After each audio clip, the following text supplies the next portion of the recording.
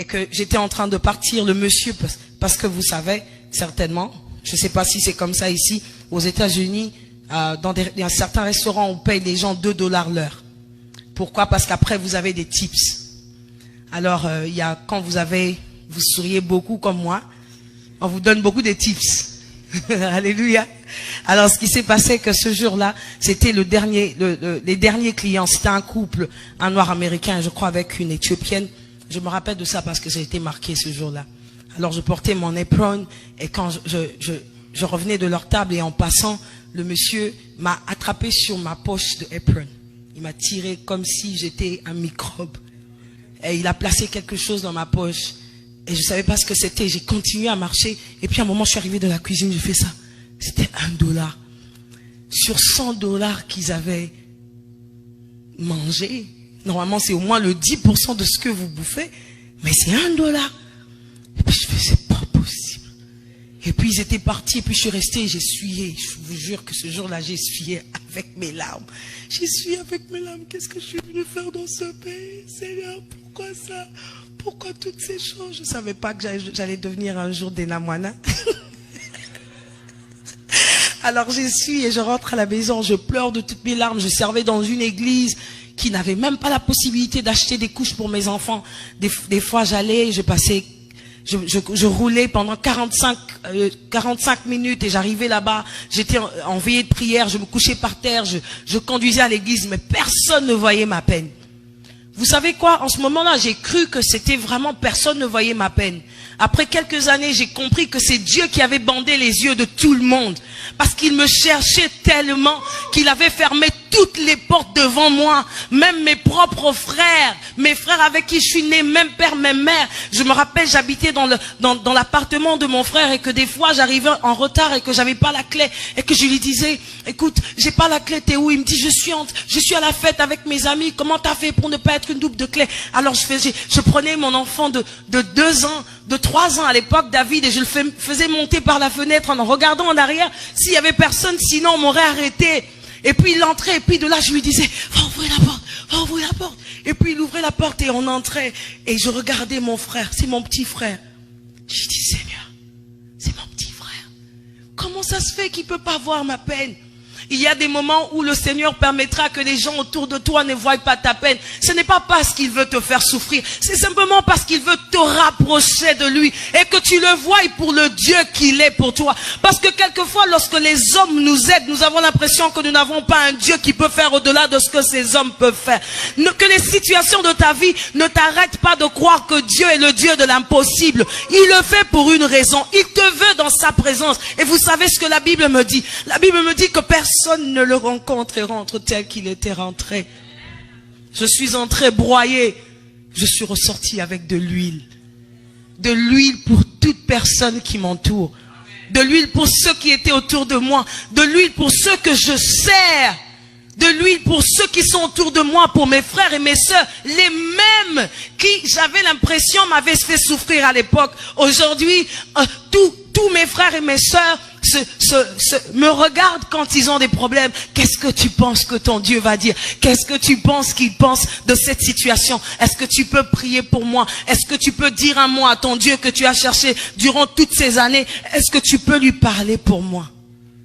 Ils m'ont permis de me rapprocher de celui qui me cherchait. Il m'a cherché dans tous les moyens possibles. Et il m'a trouvé. Et quand il m'a trouvé, il m'a fait devenir ce que je ne pouvais jamais imaginer. Alléluia. De l'eau pour les autres. Alléluia. Je prie que quelqu'un accepte cette situation difficile. Ce n'est pas pour te faire souffrir. Vous savez ce que j'ai l'habitude de dire? C'est qu'un vase ne boit jamais de son propre eau. Tu peux être un vase en or qu'on a placé ici, jusqu'à ce qu'on se servira jamais de toi, qu'on mettra jamais de l'eau dedans. Tu ne sers à rien.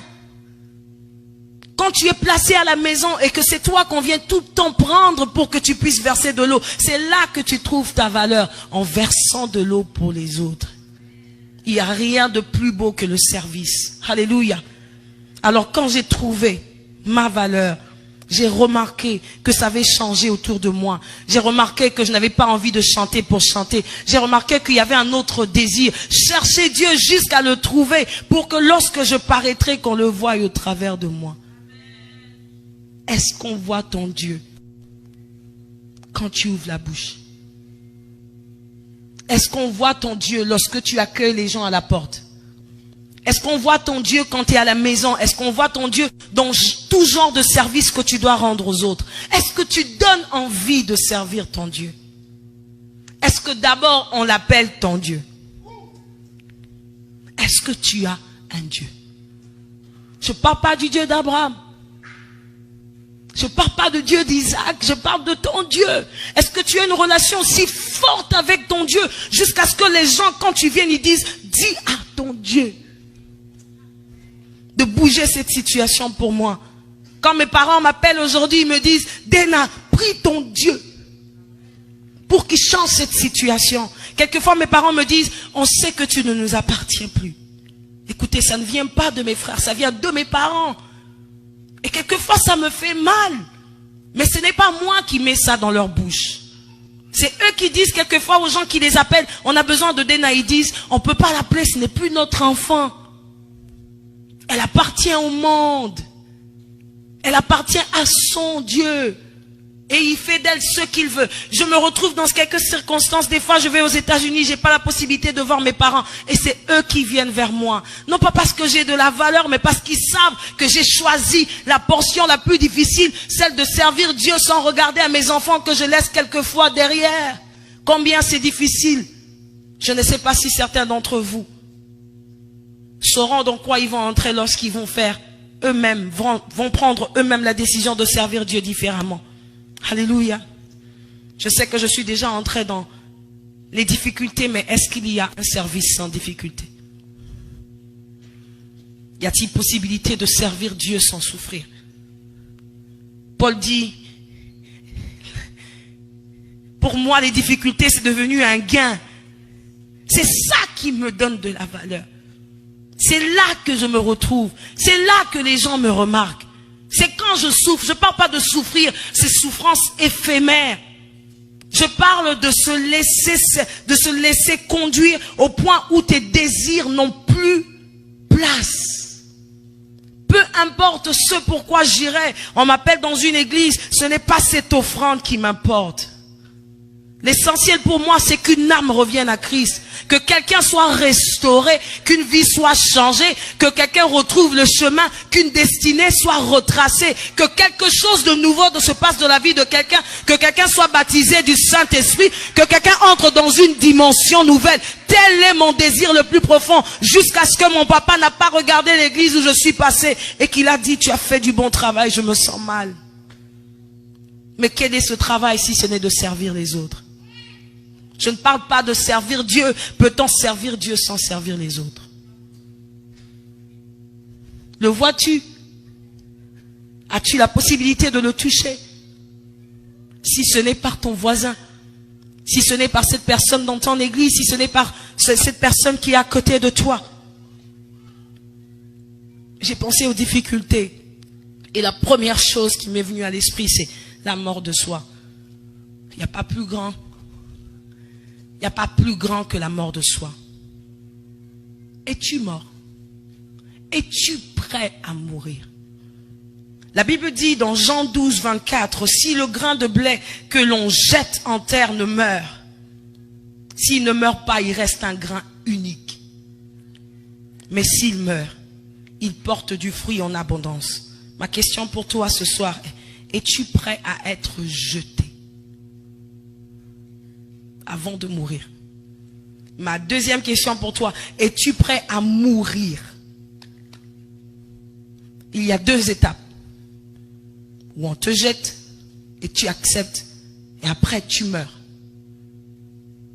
Est-ce que tu es déjà mort? Ou celui qui vit c'est encore toi? Ce sont tes désirs, tes sentiments. Ce jour-là, quand tu viens à l'église et que la sœur Déna n'a pas chanté la chanson que tu aimes, tu dis l'adoration n'était pas ça. J'étais donné à toi. Est-ce que c'est pour toi que j'ai chanté? Si mon papa s'est réjoui ce jour-là, toi, parce que ce sont tes sentiments qui te conduisent encore.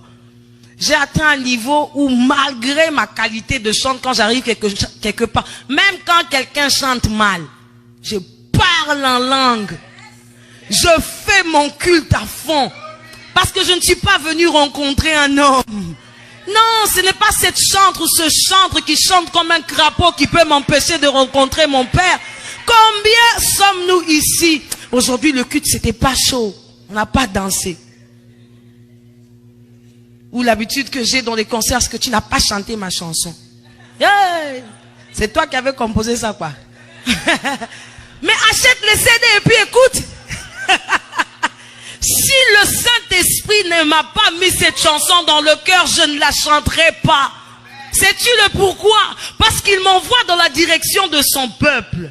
Je ne le fais pas pour faire plaisir ni à moi ni à vous. Mais il y a une personne qui est venue ce jour-là, qui avait besoin d'entendre « Tu es Emmanuel » et non pas Saint-Esprit. Tu sais pourquoi? Parce qu'il ne connaît même pas c'est quoi le Saint-Esprit. Comment pourrais-je te présenter quelqu'un? Plusieurs fois, je me suis retrouvé aussi quelques endroits où on dit « Ah, c'est Dena et tout ». Et puis on dit à quelqu'un « Tu connais pas Dena ?» Et puis la personne fait « Non ». « Ah, c'est vrai ?» Et puis elle fait « Non ». Et la personne insiste tellement, je fais « Elle a dit, elle me connaît pas, c'est quoi ?» Comment tu veux qu'elle te prenne de la valeur, la même valeur avec laquelle toi tu me prends? Elle ne me connaît pas.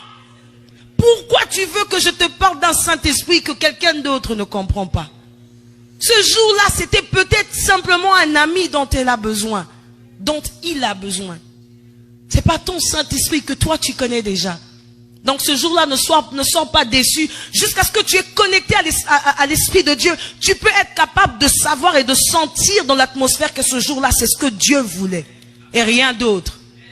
À ça, j'ai envie de parler aux chantres ce soir. Tu as fait ton programme avec 5 chansons. Quand c'est pas 5, tu n'as pas fait le culte. Donc vite là, nous tous on est, je viens dans ta présence, le cœur assoiffé. Et puis tu vois les gens prier. Et puis pouf, tu nous changes et tu nous sors dans l'atmosphère. Frère. On était entrés, tu nous fais sortir du Saint des Saints comme ça. Parce que toi tu avais un programme à respecter. Come on. Sense it. Oh, j'ai provoqué des gens ce soir. Les choristes, vous avez des problèmes, hein? Pardonnez-moi. Moi aussi, je suis choriste. Non, je suis en train de le dire parce que je sais combien ça fait mal d'arriver quelque part et tu entends un chant. Un seul chant que Dieu désire ce jour-là. Mais parce que j'avais 5 chants sur ma liste, je dois tenir compte de cette liste que j'avais écrite. J'ai envie de parler à quelqu'un ce soir. Mais j'ai pas envie de parler à quelqu'un qui va bien. J'ai envie de parler à quelqu'un qui va mal. Une période de ma vie, lorsque je servais le Seigneur, je venais de traverser une période tellement difficile de ma vie que ceux qui me connaissaient spirituellement me regardaient et disaient, quand on te voit, on voit un cœur brisé en 2. Non, pas en 2, en 1000 morceaux. Et l'homme de Dieu qui me parlait et me dit, Dena, tu n'as pas le droit de faire ça. Je lui ai dit, faire quoi? Il me dit, allez donner ça au peuple de Dieu. J'ai dit, leur donner quoi? Il me dit, ta souffrance et ta peine. Tu n'as pas le droit.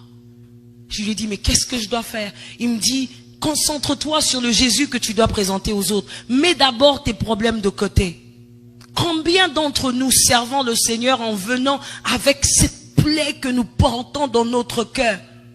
Quelquefois, lorsqu'on pleure dans la présence de Dieu, ce n'est même pas la présence de Dieu. C'est un souvenir, parce que dans les mélodies, il y a des sensations, il y a des choses. Et c'est cette mélodie qui... C'est même pas Jésus qui te fait pleurer. Tu penses à comment ta femme t'a trompé et que parce que tu es pasteur, t'as pas d'autre choix que de continuer à être avec cette femme, ou comment ton mari t'a fait tellement mal et que tu viens dans la présence de Dieu meurtri. Mais que tu dois servir le peuple de Dieu. Écoutez, lorsque Dieu nous place ici, nous avons l'obligation de nous oublier, de laisser Jésus parler. Quand je vous parle que c'est moi qui parle, je vous donne du moi. Imaginez-vous que je sois meurtri et que quelqu'un ici ne soit pas enveloppé de l'Esprit Saint. Tout ce que je vais faire, c'est de lui transmettre mes blessures.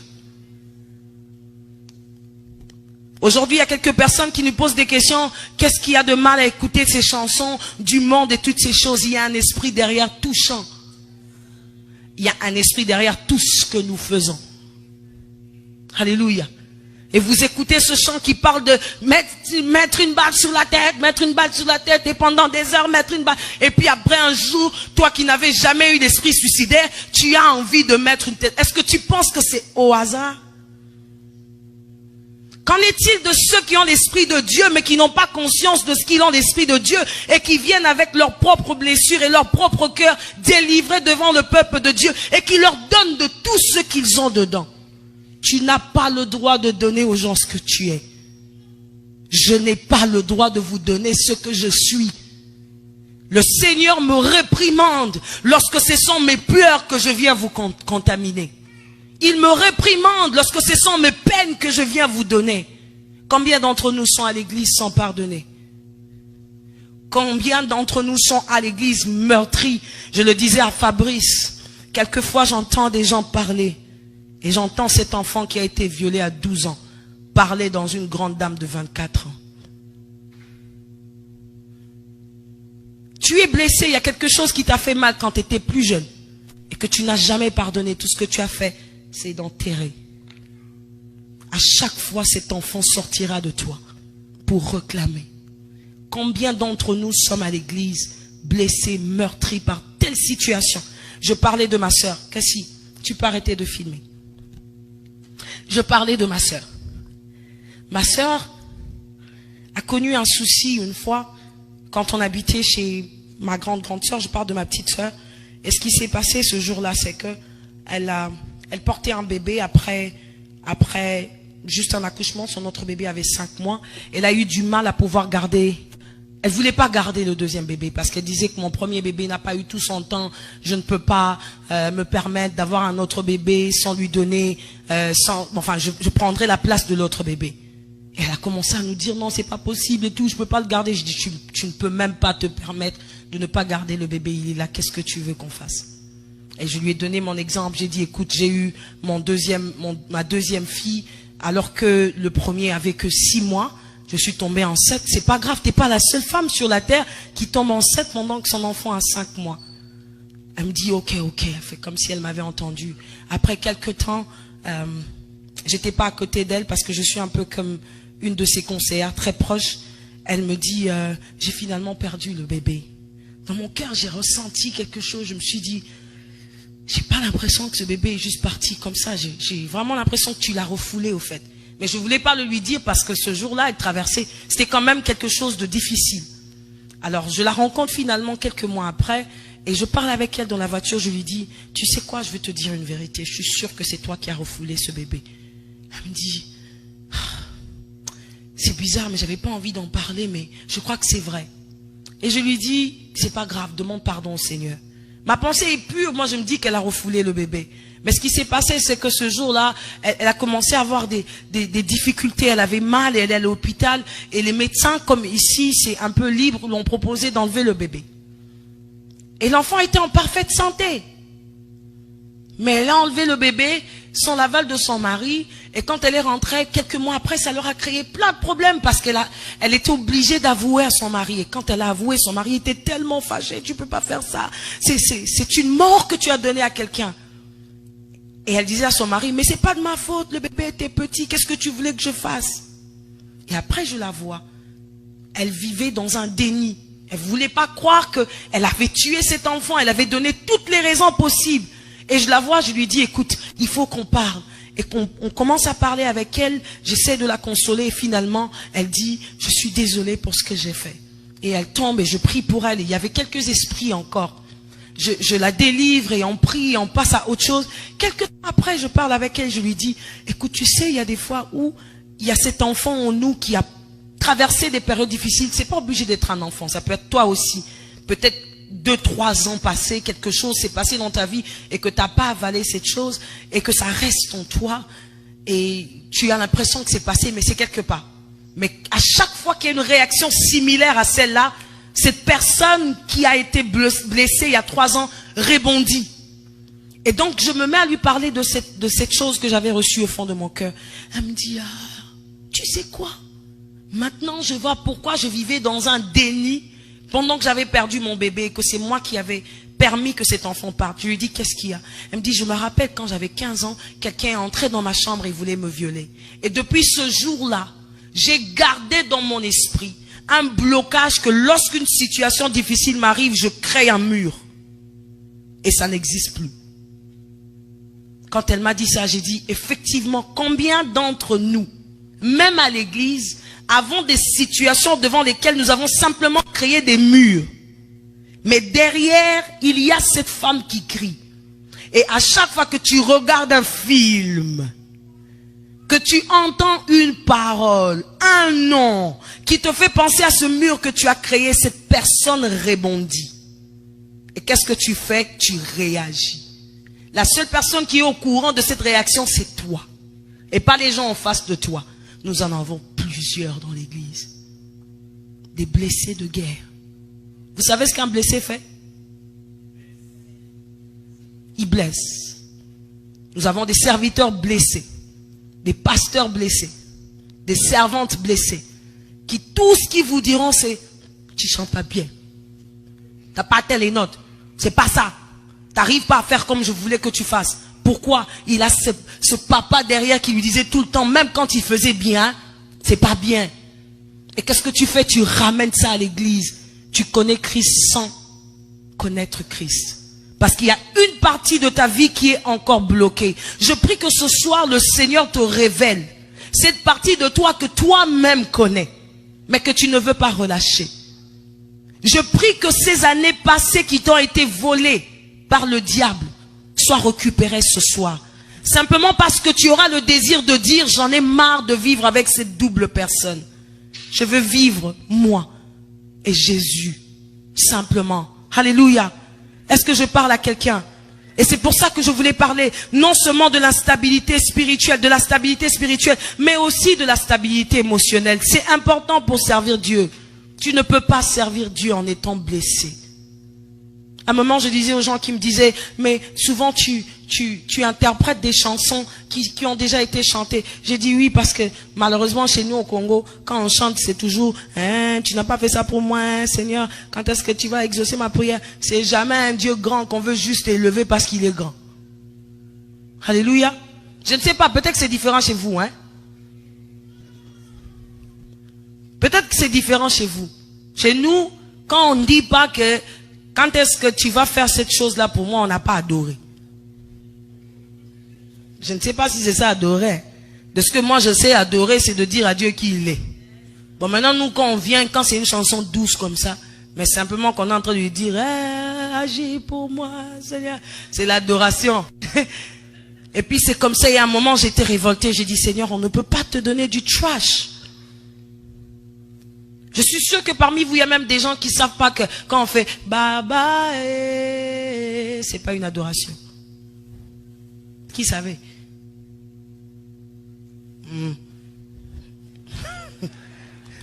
On va en parler une prochaine fois.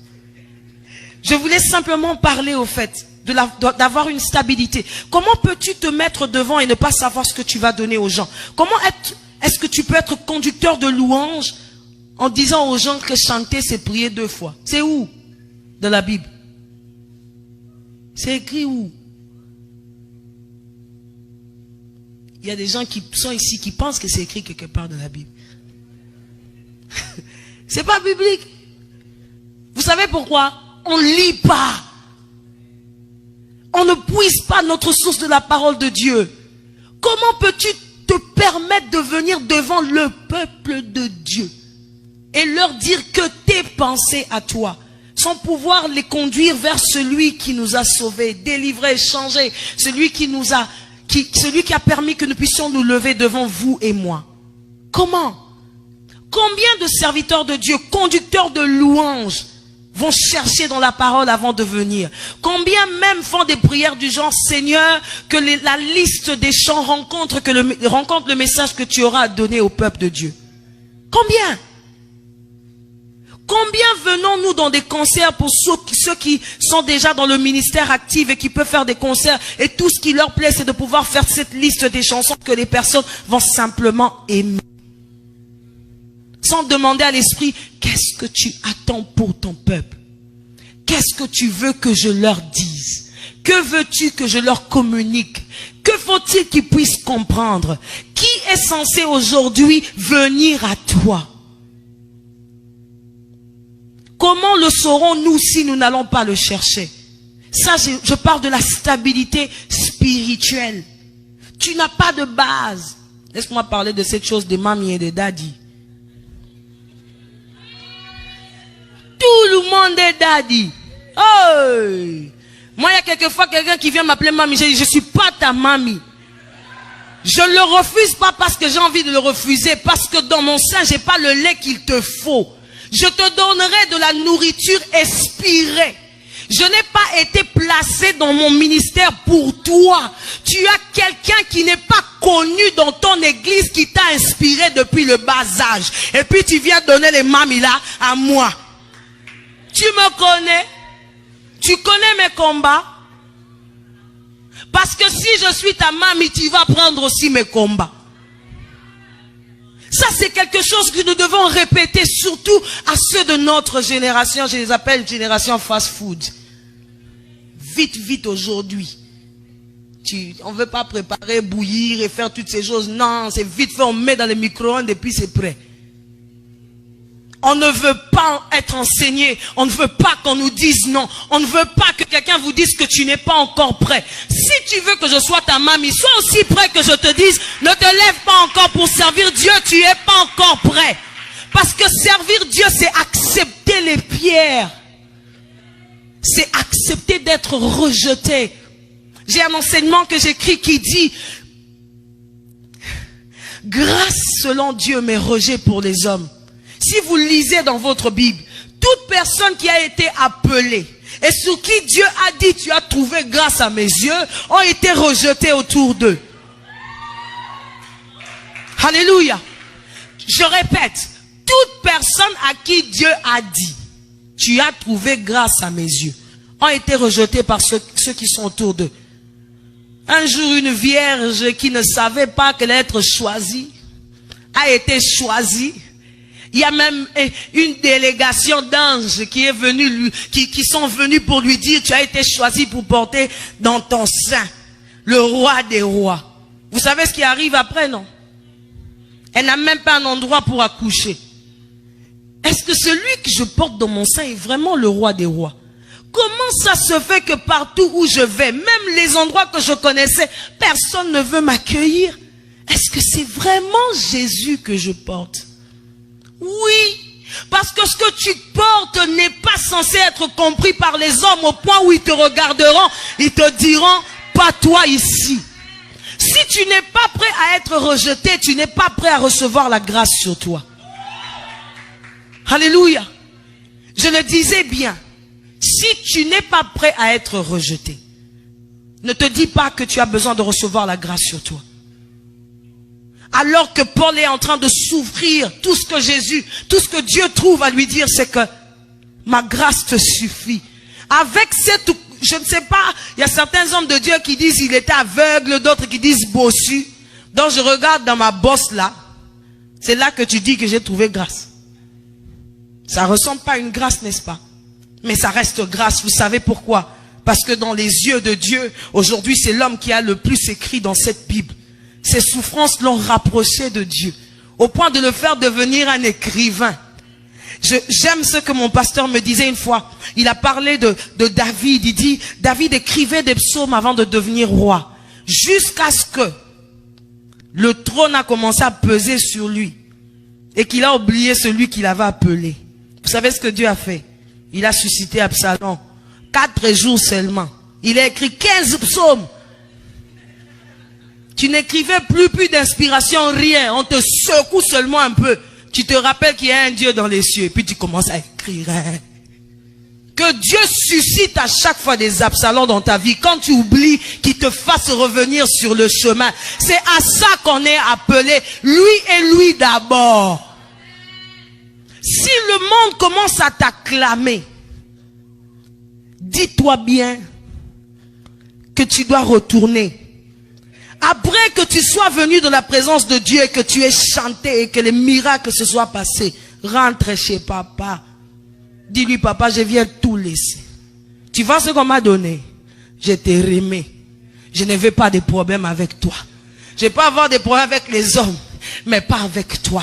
Ce qui fait que quelquefois, c'est ce que je suis en train d'encourager les chantres. Désolé que je parlerai plus au chantre. Je suis plus que chantre que autre chose, à moins que le Seigneur m'emmène dans autre chose. C'est que je refuse de tout mon cœur. Quand je finis les programmes, je viens au pied de papa. Je me couche. Je dis, Seigneur, ta gloire, qu'elle te revienne. Je n'en veux pas. En lingala, on dit, ta gloire te va comme un vêtement. C'est fait à la mesure de Dieu. Ce n'est pas fait en notre mesure. Ça ne peut pas m'aller. Même si ça me va un peu, ça sera comme les habits qu'on avait donnés à David pour aller se battre. Ça sera tellement lourd que je vais perdre le combat. Je ne veux pas perdre le combat contre ta gloire. Je ne la veux pas. Je veux que tu reprennes ta gloire. À chaque fois que les hommes me la donnent, je veux que tu la reprennes, pardon. Quand j'oublie, rappelle-moi. Quand j'oublie, réveille les Absalom de ma vie. Fais-moi retourner à tes pieds. Je ne veux pas ce qui t'appartient, à moins que ce soit toi qui me la donne. Pas les hommes qui peuvent m'acclamer aujourd'hui et me jeter des pierres comme ce qu'on a fait à David. Le même David qu'on disait, toi tu as fait tomber des centaines, des milliers. Quand ça n'allait pas, on disait, va-t'en, on veut plus de toi. Les mêmes hommes qui nous disent, je t'aime. En Côte d'Ivoire, on dit, si je ne t'aime pas, on dit quoi? Ah, voilà. Si je ne t'aime pas, je n'ai qu'à mourir. Des fois, je lis ça, je fais, ah, quel amour. Mais attends seulement que ta robe là ne lui plaise pas. C'est quoi ça encore? Elle n'avait pas vu mieux. La même personne là qui voulait mourir pour moi. Quand ce jour-là, je me suis pas bien réveillé, ma robe me va pas, et dit, là aussi maigri, hein. La gloire que les hommes montrent. La gloire que les hommes nous donnent. Ah, ils l'attendent toujours en retour. Vous savez combien de fois vous allez sur votre Facebook, vous postez quelque chose de très important pour pouvoir enseigner le peuple de Dieu. Et puis ils sont à 2000 commentaires. Et puis il y a toujours un en bas qui dit, mais pourquoi il répond à aucun commentaire? Ah, vous êtes à 2000. Et puis moi j'ai posté seulement 4 phrases. Et puis je réponds à chacun des 2000. Et mes enfants. Et mon mari, je fais comment? Donc moi je passe ma vie sur Facebook. Il y a des gens qui vous posent des questions, des fois vous entendez, fait yeah. Non mais lui là vraiment. Ça c'est pas un bébé spirituel. Ça c'est un cadet de bébé. Je ne sais pas comment l'appeler, mais il est à l'arrière du fœtus. Je suis en train de vous parler de quelque chose. Cherchons Dieu pour Dieu. Cherchons-le pour le présenter aux autres. Il y a pas possibilité de servir Dieu sans difficulté. Il n'y a pas possible. C'est pas possible. Je répète, c'est pas possible. Si tu veux servir Dieu sans la croix, alors tu laisses tomber. Si tu veux faire une carrière musicale, c'est pas mal aussi. Non, c'est pas mal. Ça te donne l'argent et puis ça bénit d'autres personnes. Mais si tu veux faire le ministère, alors là, c'est pas ta place. Tu restes dans la carrière. Il y en a beaucoup qu'on connaît qui font carrière et qui vont loin. Sauf que, dis-toi bien qu'à un certain moment, c'est soit le monde, soit Dieu qui va te réclamer. Maintenant, à ce moment-là, ça sera à toi le choix. À toi le choix. Tu pars où? Tu sers Dieu ou tu vas dans le monde? Alléluia. Mais on ne peut pas servir Dieu sans croix. On ne peut pas servir Dieu sans difficulté. On ne peut pas, c'est impossible de le faire. Alléluia.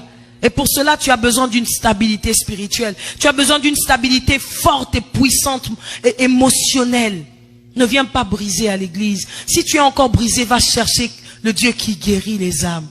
Cherche ta guérison. La guérison, on la cherche. Quelquefois, je pleurais dans la présence de Dieu. Seigneur, comment je fais? Il me dit, jusqu'à ce que tu n'aies pas guéri, je ne t'envoie pas devant mon peuple. Tu ne peux pas leur donner du trash. Parce que moi, je te donne. Parce que, écoutez ceci. C'est possible que le Seigneur me parle tout de suite. Et que à cause du tuyau que je suis. Parce que chacun de nous est comme un tuyau. Ça dépend de ce qu'il y a dans mon tuyau. Je peux avoir de trash à l'intérieur, je peux avoir la crasse à l'intérieur, je peux avoir quelque chose dans mon tuyau qui, même si Dieu m'a parlé, parce que ça passe dans mon tuyau. Moi, si je n'ai pas appris à parler français, quand Dieu me dit la femme, moi j'ai dit les femmes. C'est Dieu qui a fauté. C'est le tuyau que je suis. Non, je vous montre la responsabilité que nous avons de nous tenir devant Dieu et de nous sanctifier avant de venir nous positionner devant son peuple. Parce que nous sommes un édifice, un tuyau dans lequel Dieu passe pour pouvoir parler à son peuple. Et lorsque moi je ne me suis pas regardé et que je n'ai pas nettoyé le tuyau que je suis, il dira la femme, je dirai les femmes. Vous comprenez ce que je dis? Je donne un exemple super bête. C'est pour ça que des fois, on a même des prophéties, on dit, mais il avait dit ça, comment c'est pas arrivé? Vous vous êtes déjà retrouvé dans ce genre de cas? Pourquoi? Parce que le tuyau qu'il est, n'est pas allé à l'école. Et quand il a donné le message, il a donné tel que lui, il a reçu dans sa tête. Brouillé. Et moi qui suis en face de lui, je reçois aussi brouillé. C'est là que je donne la responsabilité au ministre de pouvoir chercher, bien chercher son Dieu, avant de venir servir les autres. Combien de personnes que nous connaissons qui sont venues à l'église servant Dieu, mais à cause de la personne qui le conduisait dans le chemin de Dieu, la personne s'est perdue. Ça aussi, je nous dirais à nous, église, étudions la parole de Dieu. Ce n'est pas tout ce qu'on nous dit qui est. Ce n'est pas ce qu'on nous fait avaler que nous devons avaler. Ce n'est pas ce que... Quand quelque chose... La Bible dit que dans les Écritures, lorsque des fois on leur emmenait des choses qui n'étaient pas nettes, ils avaient le droit d'aller vérifier. Qui vérifie aujourd'hui? On nous dit un truc. Amen. Et puis quand des fois on avale, on dit, dites Amen. Tu dis aussi Amen. Amen veut dire que cela soit fait ainsi. On dit, tu as la grosse tête. Amen. Parce que c'est une servante de Dieu puissante qui vient de dire ça. On n'a même plus le temps de checker au fait. Ça, je parle que de l'autre côté de l'église. Mais qu'en est-il de ceux qui sont ici? Check-toi avant de venir délivrer. Vérifie ce que tu as comme tuyau. Lave ton tuyau pour que lorsque Dieu va parler, ça soit ce qu'il a dit qui soit dit. Alléluia. Et quand on parle des prophètes et de tous ces autres aujourd'hui, je ne vous toucherai pas, pardon. Ce sont des gens qui amènent beaucoup de troubles dans l'église. C'est pour ça que quand le Seigneur nous dit, tu as l'onction prophétique, tu dis, ah Seigneur, tu n'as pas choisi autre chose pour moi, vraiment. Des gens qui emmènent des polémiques partout. Et vous savez quoi, la Bible dit? Dans les derniers temps, tous devront prophétiser. Tous. Le Seigneur n'a mis personne de côté. Tout le monde devait avoir la possibilité de prophétiser. Vous savez pourquoi ça n'arrive pas encore? Le désir n'est pas encore assis. On n'a pas encore avalé cela. On ne le désire pas encore. On ne le cherche pas encore. Pendant mes prestations, je dis souvent, à celui qui cherche le Dieu du surnaturel, tu rencontreras le Dieu du surnaturel. Alléluia. Qui sait que nous ne servons pas un Dieu naturel? La Bible dit que le Dieu que nous servons est un Dieu surnaturel. Comment le Dieu surnaturel ne peut faire que des choses naturelles? Comment la Bible peut, comment le docteur peut me dire j'ai cancer et que la Bible me dit que mon corps est le temple du Saint-Esprit et que j'accepte cette information, que je l'avale et que je dis à tout le monde j'ai le cancer? Comment je peux venir à l'église et puis je dis je viens rencontrer le médecin des médecins et puis quand je ressors de l'église j'avais des maux de tête et puis quand je sors je dis j'ai mal à la tête? Un homme de Dieu a dit quand tu dis je suis, tiens compte de ce qui va suivre. Parce que le seul je suis, c'est Dieu. Et tu ne peux pas dire je suis, et puis tu dis malade. J'espère que je suis en train de donner une information à quelqu'un ce soir. Je dis ceci, tu ne peux pas dire je suis, et puis tu rajoutes malade. Tu ne peux pas dire je suis, et puis tu dis fatigué. Tu ne peux pas dire je suis, et puis tu rajoutes quelque chose de négatif. Parce que quand tu dis je suis, tu parles de celui qui est. Il est ce que tu penses qu'il est selon ta positivité. Qu'est-ce qu'il est pour toi? Connaître son Dieu, connaître son identité, savoir qui on est, savoir dans quoi Dieu nous a appelés, savoir pourquoi il nous attend. J'ai l'habitude de le dire aujourd'hui, je n'ai pas enseigné sur l'identité, mais je dis toujours, quand tu ne sais pas qui tu es, tu retardes quelqu'un qui était censé entrer dans sa destinée à y entrer. Parce que nous avons tous des rôles à accomplir. Jésus avait le rôle de nous emmener à Dieu. Toi, tu as un rôle à convertir quelqu'un dans ta famille. Mais jusqu'à ce que tu ne sais pas que tu as la capacité de le faire, tu retardes la destinée de cette femme, de cet homme. Je ne sais pas si je parle à quelqu'un ce soir, mais je crois de tout mon cœur que quelqu'un voudra désirer au plus profond savoir qui il est. La Bible parle de juge. Quand Dieu apparaît, l'ange de l'Éternel apparaît à Gédéon. Quelqu'un qui est juste d'une famille quelconque, on dit la moindre d'Israël. Ce jour-là, l'ange ne l'a pas appelé Gédéon. Il lui a dit, vaillant. Lui, dans son enregistrement, dans l'identité, sur son passeport, c'était pas écrit vaillant. Mais depuis le ciel, c'était enregistré vaillant.